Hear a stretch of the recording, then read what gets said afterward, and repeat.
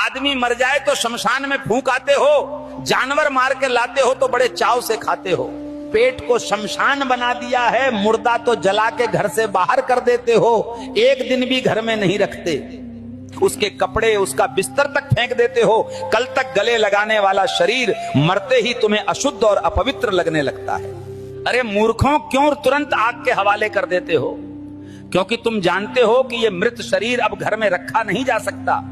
अरे मेरे पागलों, वही मृत शरीर जब गाय, बकरी, मुर्गी या मछली का होता है तो तुम्हारा नजरिया बदल जाता है तुरंत।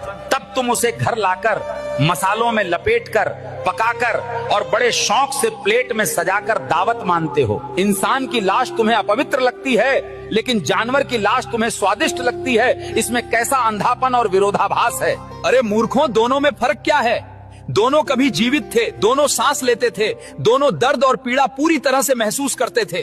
भक्तों, मुर्दा चाहे इंसान का हो या जानवर का, वो केवल शरीर है जिसमें आत्मा विदा होकर जा चुकी होती है। पर तुम्हारी बुद्धि इतनी उलझी हुई है कि इंसान की लाश से भागते हो और जानवर की लाश चाव से खाते हो।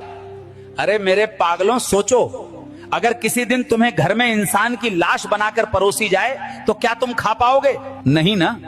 तो फिर गाय, बकरी या मुर्गी की लाश खाते समय तुम्हें घिन क्यों नहीं आती? सोच कर देखो।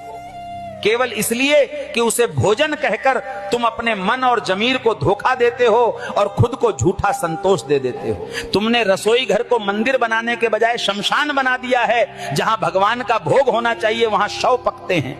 अरे मूर्खों, तुम्हारा पेट रोज लाशों का ढेर निगलता है और तुम उसे गर्व से भोजन कहकर खुद को बहलाते रहते हो। कसाई खाने जाकर देखो कैसे जिंदा प्राणी का गला काटा जाता है, उसकी चीख और तड़प हवा में गूंजती रहती है। अरे मेरे पागलों, तुम वो दृश्य नहीं देख पाते क्योंकि देखने से तुम्हारा जमीर जाग जाएगा और मांस का स्वाद कड़वा लगेगा। इसलिए तुम केवल पकाया हुआ मांस चाहते हो ताकि तुम्हारी आंखें सच न देखें और तुम्हारा मन अपराध से बचे।